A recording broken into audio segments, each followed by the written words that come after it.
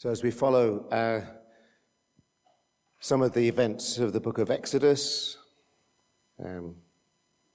I invite you and encourage you to not be satisfied with just the chunks that we look at on a Sunday, but to do two things. One would be to join one of our Bible study groups during the week to explore the book of Exodus further, week in, week out, but also to do it yourself, just to explore some of the gaps that we've missed out, the amazing things that God does, and just the things that human beings do as well on our journey with God. But for now, here we are at this point where the children of Israel, the Israelites, God's people who God has set free from captivity in Egypt, He's brought them miraculously, amazingly across the Red Sea, through the Red Sea, on dry land. The Egyptians, as promised, the Egyptian army, they see them no more. They are gone. They are just a memory for them. And they've not long been in Egypt. In Exodus chapter 6, not in Egypt, sorry, they've not long since left Egypt. And so if we were to read the first verse of Exodus 16, it gives us a little bit more context and tells us that actually they were just like 1.5 months after they had left Egypt. So there's still a fair amount of time. Relative to the amount of time that they wander around in the wilderness, it's not. But it's still quite a while, quite a few weeks for them to be just kind of not sure what's happening and for their provisions to run out. And I think it's fair enough to say it would have been quite hard for them. Life would have been tough. And so they complain. And they complain. And they continue to complain all the way through, it would seem. In this instance, they complain about the poor food supply and the fact that their diet, their enjoyment of food is not like it was when they were back in Egypt. Well, this is kind of understandable in some ways that they would think that way. I think that's probably one of these times when we hold up scriptures to ourselves and use it as a mirror and we perhaps see our own behaviors, our own attitudes through this. But rather than focus on our negative behaviors as human beings, I want to look at 3 areas where I believe that this season in the shared life of the Israelites is showing us some important things about God and how God is with us. There are 3 things. The first one is this, that God provides. A very simple thing, that God provides for us. Secondly, that God provides enough. There is sufficiency in God. And thirdly, that we need to be obedient to God.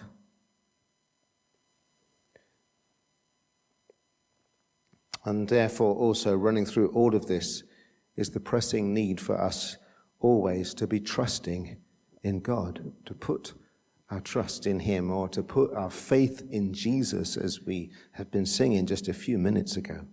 So first of all, God provides. The people are hungry, or we might say they're hangry, a combination of hungry and angry, if you're not familiar with that word. Verse 3 tells us that the Israelites said to them, "If only we had died by the Lord's hand in Egypt, there we sat around pots of meat and ate all the food we wanted. But you have brought us out into the desert to starve this entire assembly to death," to starve us all. The book of Exodus is one enormous lesson for God's people, for the people who were the first readers that it was written for them to be able to remember how good God is and what God had done, but it also therefore is one enormous lesson for us as God's people. And one of its messages within this is that we see this pattern that happens, that there's a problem and the people cry out. And then God hears their cry and then God helps them. So this is how the whole Exodus thing begins, when Moses encounters God through the burning bush, then God says he has heard his people's cry. He's heard his people's cry. And so he responds to that, and he empowers and equips Moses to lead his people, to be his servant in that. The people cry out here that they do not have enough. And so Jehovah Jireh, which means the Lord will provide, a name, one of the names given to God. Find it in Genesis chapter 22 in the story about Abraham and Israel. But the Lord who provides. They are hungry, and God provides for them for 40 years. God makes quail come in the evening and manna come in the morning. Manna, which, as I've said already, is the Hebrew word for what is it? What is it? The people were puzzled about this thing that appeared for them in the morning. It's described as a wafer. Then for me, I start to think of Tunnocks biscuits, those wafer bars that you can get, delicious those. I also think, because it reminds me the wafer thing, if we don't do that in our tradition, we just have a little cube of bread, don't we? But, if you've ever taken communion in another tradition, then you get your little communion host. Yes, you with me? Getting some nods from people. It's like a little wafer, isn't it? Which also, don't tell any priests or vicars that I know, okay? But it reminds me of flying saucers. Everybody like flying saucers? It's the same. If you'd never had the communion host, it's just like flying saucers, except without the sherbet. And so maybe the manna is a little bit like that, but something much, much better than that. And enough for the people to be able to live on. God doesn't let them starve. God has compassion on his people. And so I want us to remember now, whatever struggles that we are going through, whatever hardships we are facing, that God hears us and God provides for us. In our struggles, in our hungry times, in our wilderness experiences, God hears us and God provides. I see this through how when people are in need, we can be the source of this. We have a fellowship fund here at church. One of the things that we do is that if people are in need within our church, then we try to help, offer some kind of financial help. We do that as individuals as well, don't we, to help each other along. We see that how it is that through the work of this church and Erdington Food Bank, we're able to have workers from Birmingham Settlement, the local charity Birmingham Settlement, to come and help people to be able to sort out their situation so that they don't have to rely on food banks or to need help in other ways, but can actually sort out the problem. God provides through these ways. We can be an answer to people's prayer. We can be the response when people cry out as God's agents in this world. And sometimes also, God just provides in ways that we can't quite understand or appreciate, where the money just appears, where we thought we weren't going to be able to manage, but somehow, maybe we got our calculations wrong, or maybe somebody else intervened, and we do manage to survive. Or where the food just appears on the doorstep, or where something that we thought was going to go wrong actually goes right, but we can't quite explain why. If you were here last week, you'd have heard Mel, our former treasurer, our retired treasurer, say that one of the blessings, the main blessing that he's found of being in the role of treasurer for all of those years was having a ringside seat, the goodness of God. To be able to see those times when the money came in for us as a church, see those times when there was enough to provide, there was enough, and when we were blessed. So for our church, for churches, for organizations doing God's work, for us as individuals, we see that God provides and that God is the source of all that we have, ultimately. So I want to encourage us to be generous people, to not spend all of our time calculating or fearful, anxious about whether or not we have enough. We have God's bountiful provision. Probably going to get in trouble off our new finance team now. Second thing is about enough, that God provides enough. One of the massive learning points in the provision of the manna and the quail is about sufficiency. It's a posher word than enough, maybe. That God provided enough for each and every day, every single day, for those 40 years that they were in the wilderness. God provided enough. The provision was new each day. There was manna each morning. There was quail each evening. In verse 16, from verse 16, let me read you what it says from chapter 16, verse 16, just reading on from where we were before. This is what the Lord has commanded. Gather as much of it, the manna, as each of you needs, an omer to a person according to the number of persons, all providing for those in their own tents. The Israelites did so, some gathering more, some less. But when they measured it with an omer, those who gathered much had nothing over, and those who gathered little had no shortage. They gathered as much as each of them needed. And Moses said to them, "Let no one leave any of it over until morning." But they did not listen to Moses. Some left part of it until morning, and it bred worms and became foul. And Moses was angry with them. Morning by morning they gathered it, as much as each needed. But when the sun grew hot, it melted. So the people had to gather the manna in the morning, and they couldn't hoard it. This is the thing. They couldn't take more. They couldn't kind of sneakily get more than other people. They had to have the right amount. And for each Sabbath, as we heard when Rajon read the first part to us earlier on, for each Sabbath, they were to take double to last for the eve of the Sabbath, so the Friday in our language, and the Sabbath also. The point is that God was providing enough, and nobody needed to be taking more nor taking less. If they took too much and saved it for the next day, it would go off.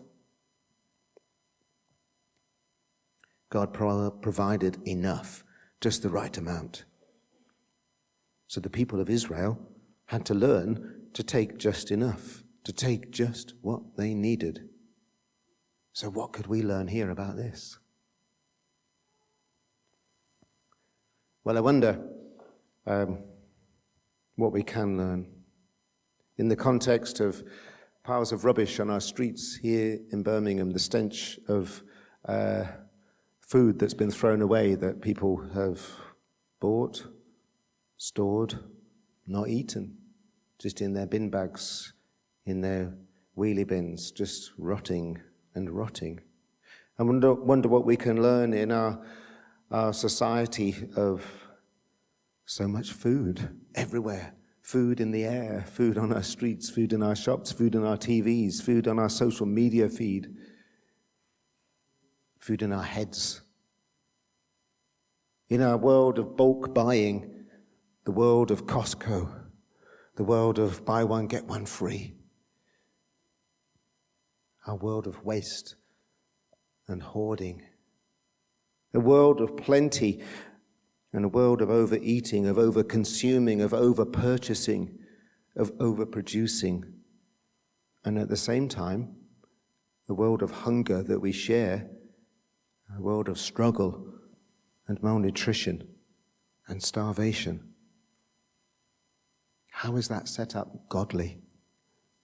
That's what we need to ask ourselves. How is this right? Jesus taught us to pray, "Give us this day our daily bread."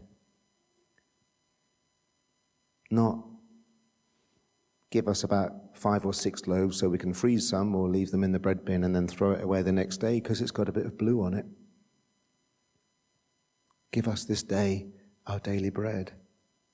That's enough for each day. That's just what we need. That's sufficiency. That's enough. Jesus says in Matthew chapter 6, "Therefore I tell you, do not worry about your life, what you will eat or what you will drink, or about your body, what you will wear. Is not life more than food, and the body more than clothing? Look at the birds of the air. They neither sow nor reap nor gather into barns, and yet your heavenly Father feeds them. Are you not of more value than they?" So could using less, could not piling our plates high, not front-loading our fridge, not stacking up our money, not building bigger and bigger barns, to think about another story that Jesus tells. Could all of this be the way forward as part of our walk with Jesus? I believe it can. I believe it should be. These words, enough and sufficiency, need to be ones at the core of who we are as God's people. And then thirdly, and not unrelated to all of these, this question of obedience, of being obedient to God. Because all of this manna and quail business was something of a test, that the people would follow instructions, that they would do what God had instructed them to do. If we look at verses 4 and 5, we see that God says, "Then the Lord said to Moses, I will rain down bread from heaven for you. The people are to go out each day and gather enough for that day. In this way, I will test them and see whether they will follow my instructions. And on the 6th day, they are to prepare what they bring in, and that is to be twice as much as they gather on the other days because of the Sabbath." And the answer to whether or not the people passed the test was, well, it's kind of a partial no. To begin with, clearly no. And I guess along the way, people still kind of messed up and tried to take more and didn't follow what God's instructions were. But if the people got used to it in that time, they would have to get used to it, to realize that to try to cheat the system does not work.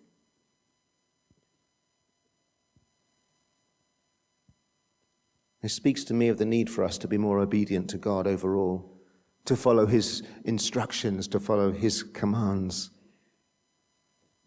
to follow the ways of living and loving that Jesus showed us, even the ones that don't suit us. It also suggests to me that in this, it was good that Nemeka shared that prayer about Sabbath and the importance of Sabbath for us, that we've also lost the rhythm of the 6+1, that rhythm in which the story of Genesis tells us that God creates and rests on the 7th day. That we've lost that rhythm. We've lost that thing of being in touch with where our food comes from, and we've lost that thing of being in touch with the rhythm of the world as God wants it to be. We've lost our reliance on God. We tend to go our own way because we think we're really smart and we're really clever. We're smart because we've got smartphones. All of this points to the need for us to trust God, to believe that God is good, to know that he is good, to trust him and to follow his commandments, to trust God, to trust in his provision, that he wants the best for us, to accept and embrace that we have enough in what he provides. I'd like to finish using a prayer from the Northumbria community. It's an evening prayer. It's part of some set prayers for that community, for people to use as part of their daily worship, their obedience to God. It goes like this. Lord, you have always given bread for the coming day.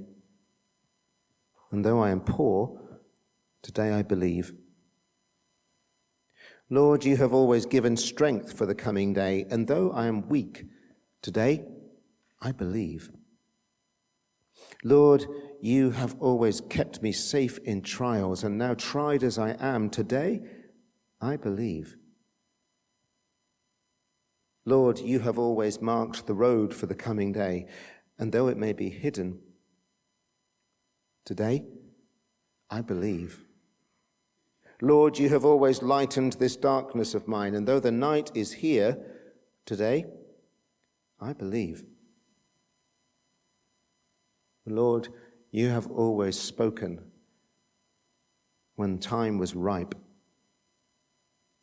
and though you may seem silent now, today I believe. Amen.